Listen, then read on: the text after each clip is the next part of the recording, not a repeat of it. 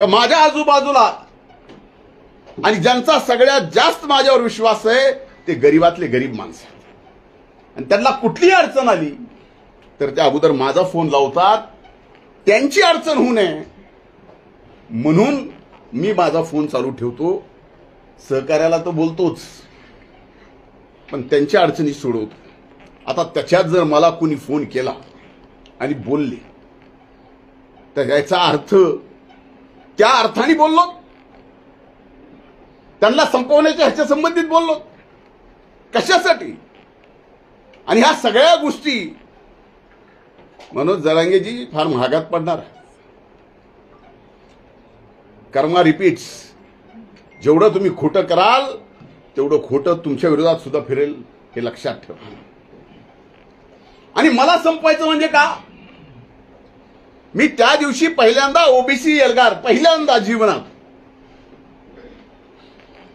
ओबीसीचं आरक्षण तशाला तसं राहिलं पाहिजे म्हणून मी व्यासपीठावर गेलो.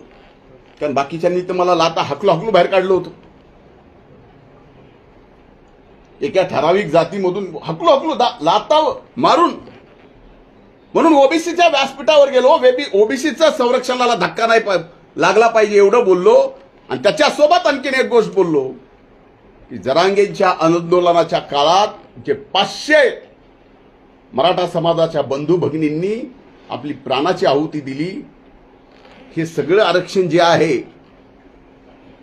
हे कसं मिळणार होतं, काय मिळणार होतं त्यांनाच माहीत. पण त्यांना फसवलं म्हणून 500 जीव गेले. सुरुवातीलाच ईडब्ल्यूएस जर विषय झाला असता तर त्या 500 जणांचा जीव वाचला असता. नाहीतर त्या 500 जणाला कुठं ना कुठं आज नोकरी लागलेली पाहायला मिळाली असती. तुम्ही सगळ्या गोष्टी विध्वंसकच करता. ह्याला संपून टाकील, आता मला संपून टाकील म्हणले. आता मला संपून टाकणं हे ऑन एअर जर मला धमकी देत असतील तर त्याचं काय करणार?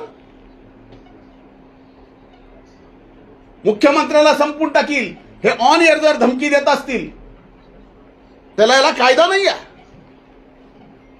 मग कायदा असला तर हे सरकार कायदा ते का वापरत नाही, हा माझा प्रश्न आहे. आणि राहिलं जरांगे साहेब माझ्या जीवन मरणाचा प्रश्न, माझं जीवन मरण जे आहे त्या गरीबातल्या गरीब माणसाला मोठं करण्यासाठी आणि याच्यात माझ्यासारख्याचा जीव गेला तरी परवडत नाही. आणि त्याच्या प्रेसमध्ये वारंवार मी मराठा समाजाला सांगतोय काही करू नका, मराठा समाजाला काय करू सांगतोय काही करू नका. म्हणजे काही करावं